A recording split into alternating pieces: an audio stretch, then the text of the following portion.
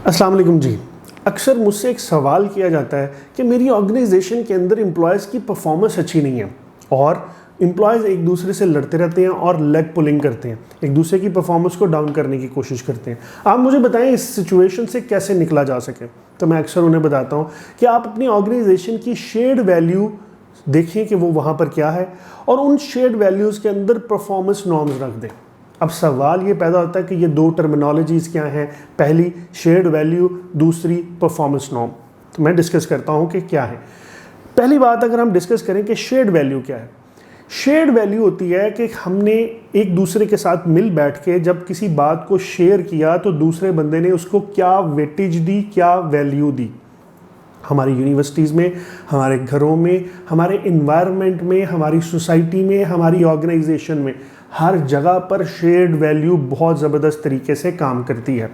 For example, एक university के अंदर जब ये डिस्कस किया जाता है कि तुम्हारे नंबर कितने हैं, दूसरे से पूछा जाता है तुम्हारे नंबर कितने हैं, तुम्हारा सीजीपीए कितना है, तुम्हारा सीजीपीए कितना है। तो जब ये जवाब आता है कि मेरा सीजीपीए 3.98 है तो कहा जाता है वाह क्या बात है।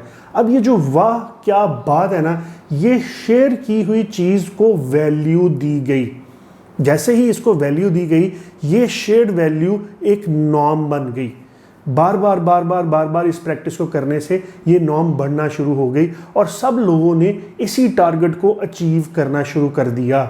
इसी तरह से अगर हम डिस्कस करें कि हमारी सोसाइटी के अंदर लोग एक दूसरे के साथ क्या बात करते हैं, तो वो अक्सर औकात ये बात करते हैं कि फ्रॉड हो रहा है, लोग एक दूसरे की टांगें खींच रहे हैं, लोग एक दूसरे से लड़ रहे हैं, यानी कि एक क्योस फैलाया जाता है और उस क्योस को ही वैल्यू दी जाती है। इसी तरह ऑर्गेनाइजेशन में होता है कि वहाँ की स्टोरीज और वहाँ की शेयर्ड वैल्यू बहुत ज़्यादा नेगेटिव होती हैं।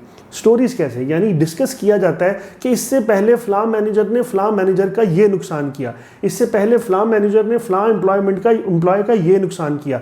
इस तरह की बातें जब किसी ऑर्गेनाइजेशन के अंदर गर्दिश करना शुरू करती हैं और लोग आपस में उसको डिस्कस करने के बाद वैल्यू देना शुरू करते हैं और आपस में ये डिस्कस करते हैं कि इन चीज़ों से कैसे बचा जाए, तो वहाँ की नॉर्म नेगेटिव हो जाती हैं, यानी कि वहाँ की शेयर्ड वैल्यू नेगेटिव है। और फिर जब उस ऑर्गेनाइजेशन के हेड वहाँ की परफॉर्मेंस नॉर्म्स स्ट्रॉन्ग नहीं करते, जैसे कि नॉर्म्स की मैंने डेफिनेशन बताई, नॉर्म्स क्या है, शेयर्ड वैल्यू, और परफॉर्मेंस नॉर्म क्या हुई, यानी परफॉर्मेंस को करें एज शेयर वैल्यू।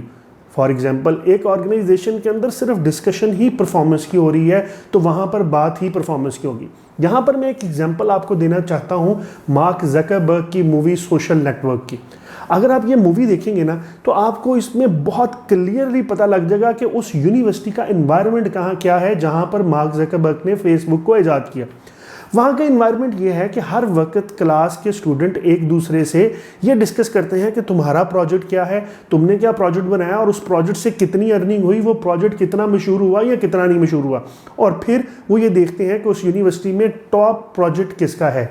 अब हो क्या रहा है, हर तरफ प्रोजेक्ट्स और इवेंट्स और चीज़ों के बारे में बात की जा रही है और शेयर्ड वैल्यू क्या हो रही है, परफॉर्मेंस के ऊपर, कि जिसका प्रोजेक्ट बेहतरीन होगा तो वहाँ पर काम होगा। इसके बरक्स हमारी यूनिवर्सिटीज़ के अंदर हालात और वाक़यात थोड़े से डिफरेंट होते हैं। वहाँ पर ये डिस्कस होता है कि तुम किसके साथ गए, तुम किसके साथ आए, वो डेट क्या चली, सिचुएशन क्या हुई, इस किस्म की चीज़ों को वैल्यू दी जाती है जिसकी वजह से परफॉर्मेंस नॉर्म गायब हो जाती है। ऐसे ही हालात कुछ ऑर्गेनाइजेशन के, वहाँ परफॉर्मेंस को डिस्कस नहीं किया जाता कि किसकी परफॉर्मेंस अच्छी थी और वो क्यों अच्छी थी। वहाँ ये डिस्कस नहीं किया जाता किसने परफॉर्मेंस करते हुए अपने सबॉर्डिनेट्स को अपने साथ रखा और क्या कमाल रखा।